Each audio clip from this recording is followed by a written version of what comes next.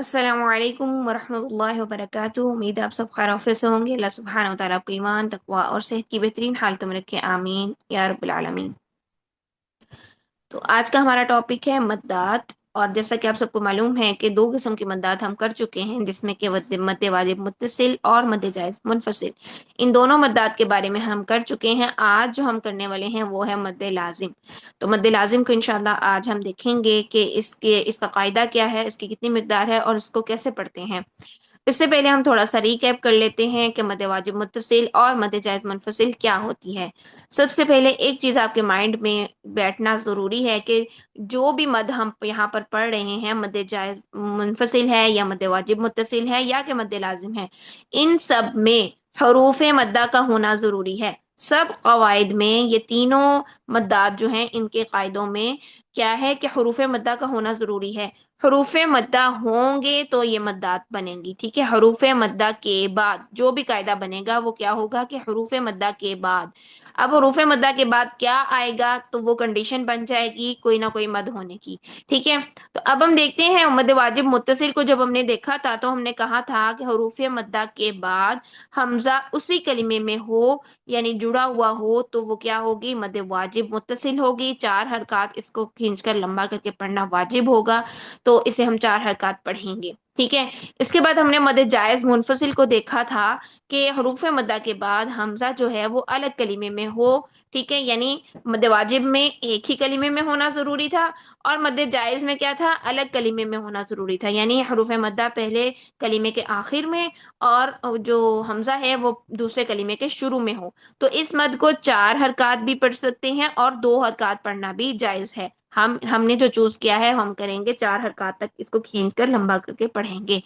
ठीक है, तो आज हम इंशाल्लाह देखते हैं मद लाजिम को कि मद लाजिम क्या होती है। आपको इसके नाम से शो हो रहा होगा कि लाजमी तौर पर इस पर मद करनी है कितनी, वो 6 हरकत मद होगी। ठीक है, अभी तक जो हमने मद्दात देखी थी वो 4 4 हरकत की हम लंबा करके पढ़ने का कह रहे थे ना।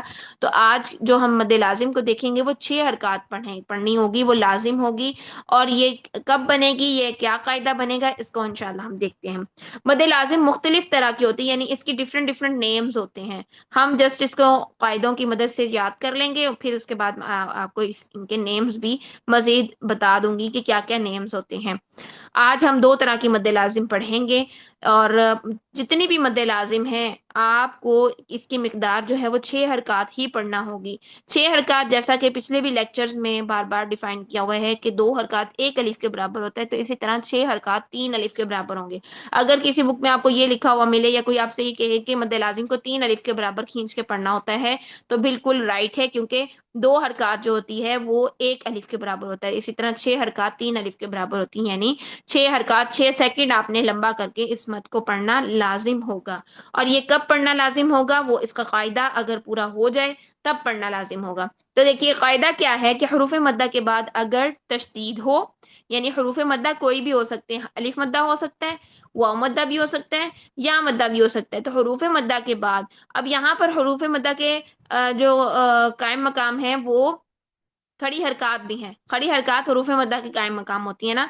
तो यानी खड़ी जबर जो है वो अलिफ मद्दा का कायम मकाम है, खड़ी जेर जो है वो या मद्दा का कायम मकाम है, इसी की तरह पढ़ी जाती है। उल्टा पेश जो है वो वाव मद्दा का कायम मकाम है, वाव मद्दा की तरह पढ़ा जाता है। तो यहाँ पर हरूफ मद्दा हो या कि खड़ी हरकत हो, दोनों का सेम ही कायदा बनेगा। ठीक है, तो हरूफ मद्दा के बाद अगर तशदीद आ जाए तो वहां पर मद्दे लाजिम होती है, या फिर हरूफ मद्दा के बाद अगर साकिन हर्फ आ जाए तो वहां पर मद्दे लाजिम होती है। ठीक है, हम मजीद इसको और डिटेल में पढ़ते हैं कि हरूफ मद्दा के बाद अगर तशदीद हो तो कौन सी मद्दे लाजिम है, और हरूफ मद्दा के बाद अगर साकिन हर्फ हो तो कौन सी मद्दे लाजिम है। लेकिन आपको यहाँ पर सबसे पहले जो है ना वो ये अपने माइंड में बिठाना जरूरी है कि हरूफ मद्दा के बाद तशदीद या साकिन हर्फ हो तो मद्दे लाजिम होगी। ठीक है, अब वो किस किस्म की मद्दे लाजिम होगी उसके नेम्स डिफरेंट हो जाएंगे। देखिए, अगर किसी कलिमा में, कलिमा का मतलब होता है कि पूरा एक वर्ड होना, जैसे हम कहें कि कोई वर्ड है जैसे जहाबा। जहाबा एक वर्ड, एक कलिमा है। ठीक है, जहाबा ये पूरा का पूरा एक कलिमा है, लेकिन इसके अंदर जो है वो क्या है, हरूफ हैं। कौन कौन से हरूफ हैं, जा एक अलग हर्फ है, हा अलग हर्फ है और बा अलग हर्फ है। ठीक है, अब ये जो है ये हरूफ हैं, ये अलग अलग اگر ان کو پڑھیں تو ہم ان کو حروف کہیں گے، اور اگر ان کو ملا کے پڑھ رہے ہیں تو وہ کلمہ ہوگا. ٹھیک ہے، یہ چیز آپ کو یہاں پر کلیئر ہونا ضروری ہے. تو میں کس کی بات کر رہی ہوں؟ میں کلمہ کی بات کر رہی ہوں، یعنی پورے کے پورے ایک لیٹر کی بات کر رہی ہوں، کلمہ کی بات کر رہی ہوں، کسی ایک حرف کی بات نہیں کر رہی. الف با تا سا. ٹھیک ہے، چلیے. کسی کلمہ میں حروف مدہ کے بعد جو حرف ہے اس پر تشدید ہو تو اسے مد لازم کلمی مثقل کہتے ہیں. مثقل کا جو ورڈ ہے نا وہ ثقل سے نکلا ہے. ثقل، ثقل کہتے ہیں بھاری چیز کو، بھاری ہونا. اب جو مشدد حرف ہوتا ہے وہ بھاری ہوتا ہے، کیوں؟ کیونکہ اس کے اندر دو حروف چھپے ہوتے ہیں. پہلا حرف ساکن ہوتا ہے اور دوسرا جو ہے وہ متحرک ہوتا ہے، یعنی جو بھی اس کے اوپر حرکت ہوتی ہے، زبر زیر پیش کچھ بھی وہ ہوتی ہے. یعنی دو حروف وہ جو ہے نا وہ مل کے مشدد حرف بنتا ہے. کوئی بھی مشدد حرف ہے اس کے اندر دو حروف ہوتے ہیں، پہلا ساکن اور دوسرا متحرک. ٹھیک ہے، تو چونکہ یہ بھاری حرف ہوتا ہے اس لیے اس کو مثقل، مد لازم کلمی مثقل کہتے ہیں. اور مد لازم کلمی مثقل کو پڑھنے کے لیے جب آپ تشدید پڑھ رہے ہوتے ہیں حروف مدہ کے بعد، جب پہلے تو یہ کہ حروف مدہ کو آپ نے 6 حرکات لمبا کرنا ہے. 6 حرکات لمبا کرنے کے بعد جب آپ تشدید پڑھتے ہیں تو اس پر آپ دباؤ ڈالتے ہیں. تھوڑا سا آپ دو سیکنڈ کے جتنا دباؤ ڈال رہے ہوتے ہیں. تو یہ جو دباؤ ڈال رہے ہیں یہ اس کو بھاری کر رہے ہیں نا، اس وجہ سے اس کو مد لازم کلمی مثقل کہتے ہیں. اور کلمی کیوں کہتے ہیں؟ کیونکہ یہ کلمہ میں ہوتی ہے، جیسا کہ میں نے آپ کو بتایا کہ کسی ایک حرف میں نہیں ہے بلکہ ایک پورے کلمے میں ہوتی ہے. اس کو ہم کیا کہتے ہیں؟ مد لازم کلمی مثقل. ٹھیک ہے، تو اب دیکھیے یہاں پر کچھ مثالیں ہیں. یہ دال، الف، دال کے اوپر زبر ہے اور اس کے بعد الف ہے، یعنی یہ الف مدہ ہوا. اور الف مدہ کے بعد آپ دیکھیے کہ با کے اوپر جو ہے وہ تشدید ہے.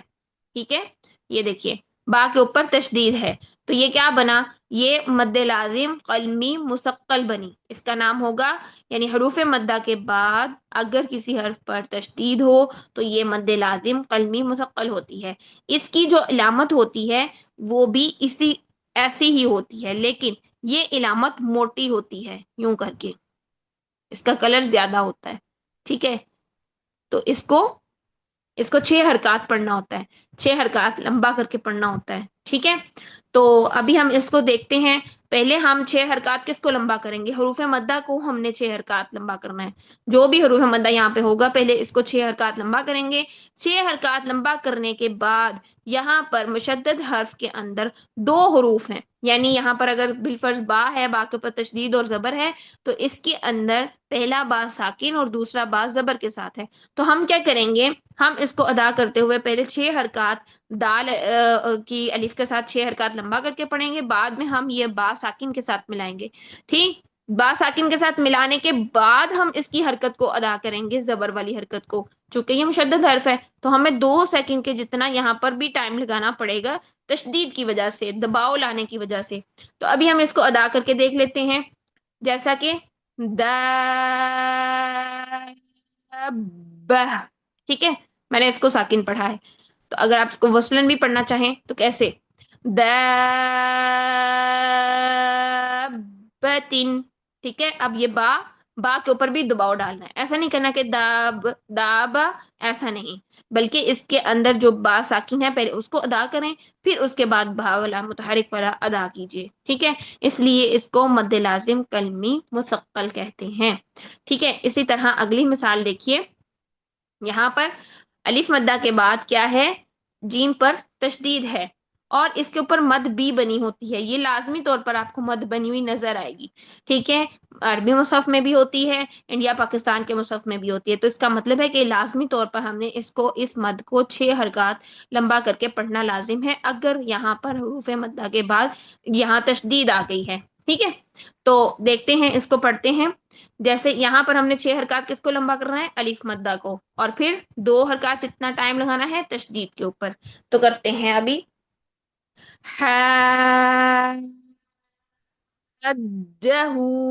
ٹھیک ہے، اس طرح سے ہم نے اس کو ادا کرنا ہے. اس کے بعد آپ دیکھیے یہاں پر سواد کے اوپر کھڑی زبر ہے. تو جیسے کہ میں نے آپ کو بتایا کہ کھڑی حرکات حروف مدہ کے قائم مقام ہوتی ہیں، کھڑی زبر جو ہے وہ الف مدہ کی طرح پڑھی جاتی ہے، تو الف مدہ قائم مقام ہوتی ہے. تو کھڑی حرکات کے بعد اگر تشدید آ جائے تو بھی کیا ہوگا؟ کہ یہاں پر مد لازم کلمی مسقل ہوگی. یہاں پر جو مد ہو رہی ہے وہ کہاں ہو رہی ہے؟ یہ یہاں پر مد ہو رہی ہے، مد کا نشان بھی یہاں پر بنا ہوا ہے. تو ہم اس والی کھڑی حرکت کو 6 حرکات لمبا کریں گے سب سے پہلے. پھر یہ جو فا کے اوپر کھڑی زبر ہے، یہ فا کے اوپر کھڑی زبر کا مطلب ہے کہ اس میں پہلا فا تو ساکن ہے اور دوسرا فا جو ہے وہ کھڑی زبر والا ہے. یعنی اس فا کو ایک تو ہم نے 2 حرکات جتنا دباؤ کا ٹائم دینا ہے، تشدید کے دباؤ کا ٹائم دینا ہے، اس کے بعد یہ 2 حرکات جتنا ہم نے کھڑی زبر کا بھی ٹائم دینا ہے. ٹھیک ہے، تو اس کو بڑے دھیان سے آپ نے پڑھنا ہے. کیسے؟ سب سے پہلے اس کو لمبا کریں، صاد کو لمبا کریں اور 6 حرکات جتنا لمبا کریں. پھر صاد کو لمبا کرنے کے بعد 6 حرکات لمبا کرنے کے بعد فا ساکن کے اوپر دباؤ ڈالیں، کیونکہ ہم نے 2 فا پڑھنے ہیں. ساکن پڑھنے کے بعد آپ نے یہ کھڑی زبر والا فا 2 حرکات جتنا لمبا کر کے پڑھنا ہے. ٹھیک ہے، تو اس طرح ہم اس والے کلمے کو پڑھیں گے. تو پڑھتے ہیں ابھی. والصافات.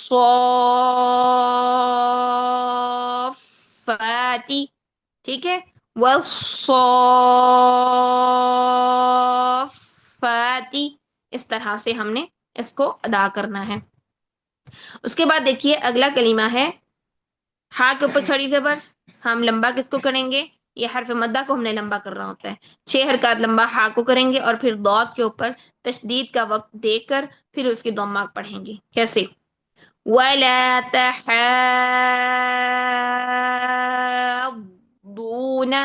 ٹھیک ہے، ضاد پر شد والا ٹائم بھی دینا ہے. پھر اس کے بعد آگے دیکھیے، یہ مثال ہماری سورہ الفاتحہ میں بھی آتی ہے. تو دیکھیے سب سے پہلے اب اس میں کیا ہوگا کہ ضاد کے اوپر تشدید ہے اور اس کے اوپر فتحہ ہے. یعنی پہلا ضاد ساکن ہے اور دوسرا ضاد زبر والا ہے. ٹھیک ہے، اب ہم لام کو پہلے ضاد ساکن سے ساتھ ملائیں گے اور پھر اس کا ضاد الف مدہ والا ادا کریں گے، جو کہ یہاں پر مد بن رہی ہے. ضا کو پھر ہم 6 حرکات لمبا کریں گے اور پھر اگلا لام جو ہے، پہلا لام ساکن اور دوسرا کسرہ والا یعنی زیر والا ہے، تو اس لام پر بھی ہم 2 حرکات جتنا تشدید کے دباؤ کا ٹائم ڈالیں گے. ٹھیک ہے، اب دیکھتے ہیں، اس کو ادا کر کے دیکھ لیتے ہیں کیسے. وَلَضَّالِّينَ.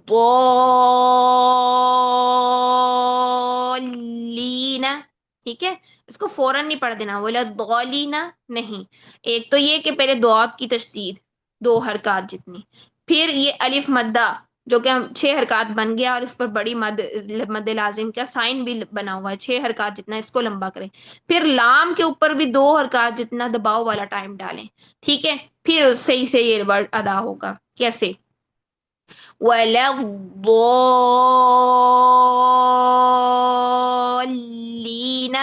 ٹھیک ہے، پھر اس کے بعد دیکھیے اگلا ورڈ دیکھیے.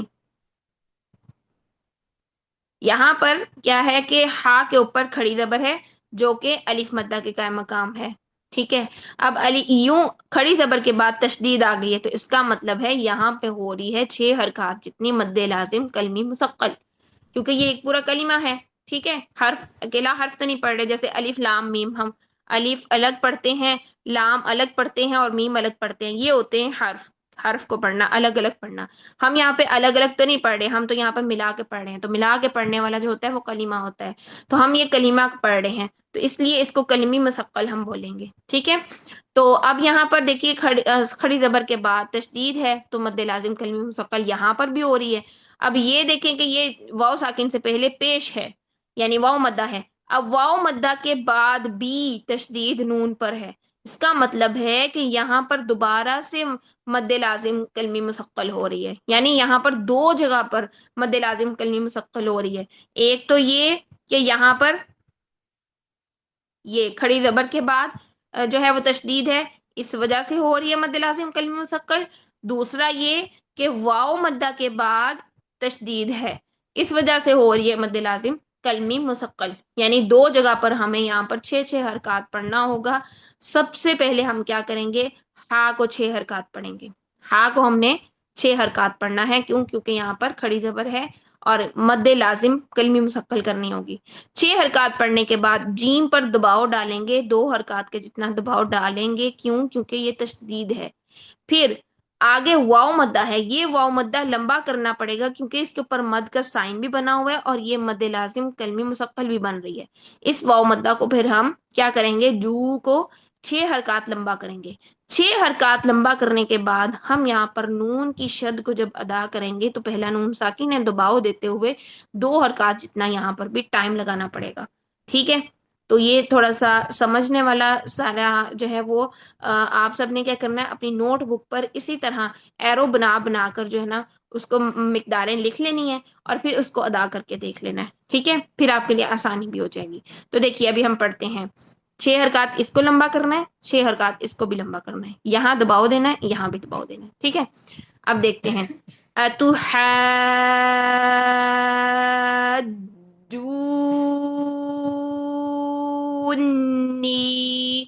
ٹھیک ہے، 6 حرکات یہاں، 6 حرکات یہاں، 2 حرکات کا دباؤ یہاں اور 2 حرکات کا دباؤ یہاں. یہاں ویسے بھی گننا ہو رہا ہے نون شدت پر. ٹھیک ہے، اس طرح سے آپ نے یہ مد لازم کو ادا کرنا سیکھ لینا ہے.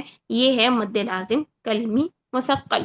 ٹھیک ہے، اب جاتے ہیں مد لازم کلمی مخفف. یہ ایک ہی کلمے میں ہوتی ہے، اتنا مشکل وہ نہیں ہے کہ آپ کہیں کہ کلمی مثقل تو ہمیں صحیح سے وہ یاد نہ ہوئی اور مخفف کی طرف چلے گئے. تو مخفف صرف ایک ہی کلمے میں ہوتی ہے، اور وہ کیا ہوتی ہے، جب کسی کلمے میں حروف مدہ کے بعد حرف ساکن ہو. ٹھیک ہے، تو اس کو ہم کہیں گے مد لازم کلمی مخفف. کلمی کیوں کہیں گے؟ کیونکہ یہ کلمہ میں ہوگی، حرف میں نہیں ہوگی. حرف جیسا کہ میں نے کہا الف لام میم ہم پڑھتے ہیں، الف الگ پڑھتے ہیں، لام الگ پڑھتے ہیں اور میم الگ پڑھتے ہیں. یا پھر ہا میم، اس میں بھی ہا الگ پڑھتے ہیں، میم الگ پڑھتے ہیں. یہ حروف ہوتے ہیں. ٹھیک ہے، لیکن ہم کیا پڑھ رہے ہیں، ہم تو کلمے کی بات کر رہے ہیں، پورا کلمہ ایک ملا کے جو ہم پڑھ رہے ہیں. اس وجہ سے اس کو کلمی بولتے ہیں. اور مخفف یہ خفیف سے نکلا ہے. خفیف کا مطلب ہوتا ہے ہلکا ہو جانا. تو یہ تشدید تو بھاری تھا نا، ایک بھاری چیز تھی، اب یہ ہلکی ہو گئی ہے، ساکن ہو گیا ہے حرف. ٹھیک ہے، ساکن ہو گیا حرف تو یہ ہلکی ہو گئی ہے، خفیف ہو گئی، اس لیے اس کو مخفف بولیں گے. ٹھیک، تو مد لازم کلمی مخفف کب ہوگی؟ جب کسی کلمہ میں حروف مدہ کے بعد حرف ساکن ہوگا تو مد لازم کلمی مخفف ہوگی. اس کی ایک ہی مثال ہے پورے قرآن میں، اور وہ ہے آنا. ٹھیک ہے، یہاں پر کیا ہے، یہ دیکھیں حرف جو ہے وہ ساکن، لام ساکن ہے، اور یہ حرف مدہ یعنی حمزہ کے اوپر کھڑی زبر کا مطلب ہے کہ یہ 2 حرکات جتنا اس کو الف مدہ کے برابر کھینچ کے ہم پڑھتے ہیں. لیکن جب حروف مدہ کے بعد حرف ساکن آ جائے تو پھر اس کو 6 حرکات پڑھنا ہوگا، کیونکہ یہ مد لازم کلمی مخفف بن جائے گی. اور پھر اس کے اوپر تو یہ سائن بھی بنا ہوا ہوگا. یہ جو مد لازم کا سائن ہوتا ہے یہی سائن ہوتا ہے، لیکن یہ ڈارک ہوتا ہے، یہ موٹا ہوتا ہے. جب یہ موٹی شکل میں آپ کو یوں کر کے یہ والی مد نظر آئے تو یہ کیا ہوگی، یہ مد لازم ہوگی، اور اس کو ہم 6 حرکات لمبا کر کے پڑھیں گے. مد واجب متصل کی بھی یہی سائن ہوتا ہے، لیکن یہ باریک ہوتی ہے مد واجب متصل. اور مد لازم کیا ہوتی ہے، یہ موٹی ہوتی ہے یوں کر کے. ٹھیک ہے، ڈارک ہوتی ہے، اس کا کلر زیادہ ہوتا ہے. تو یہ یہاں پر مد لازم ہوتی ہے، 6 حرکات اس کو پڑھنا ہوتا ہے. ٹھیک ہے، تو یہ پورے قرآن میں ایک ہی مثال ہے اہل آنا کی. تو یہ ایک مثال جو ہے نا یہ اس طرح بھی آتی ہے، کبھی کبھار یوں بھی لکھی ہوئی ہو سکتی ہے. تو ٹھیک ہے، یوں کر کے لکھا تو نہیں جا رہا یہاں پر، یہ الف مدہ بن رہا ہے اور پھر یہاں پر یہ والی مد ہوگی. ٹھیک ہے، حمزہ یعنی یوں کر کے بھی لکھا ہوا ہو سکتا ہے. یہ جو الف کے اوپر کھڑی زبر نظر آ رہی ہے نا، یہ حمزہ یوں کر کے بھی الف مدہ بن کے بھی لکھا ہوا ہو سکتا ہے کسی مصحف میں. ٹھیک ہے، دونوں طریقے سے بن سکتی ہے، لیکن یہ ایک ہی کلمے میں مد لازم کلمی مخفف ہوتی ہے. تو اس کو ہم کیسے پڑھیں گے؟ 6 حرکات ہم حمزہ کو لمبا کریں گے اور پھر لام کو ساکن کو ملا کر پھر اس کے بعد حمزہ یہاں پر 2 حرکات جتنا ہے کھڑی زبر الف مدہ قائم مقام، تو اس کو ہم ادا کر دیں گے. کیسے؟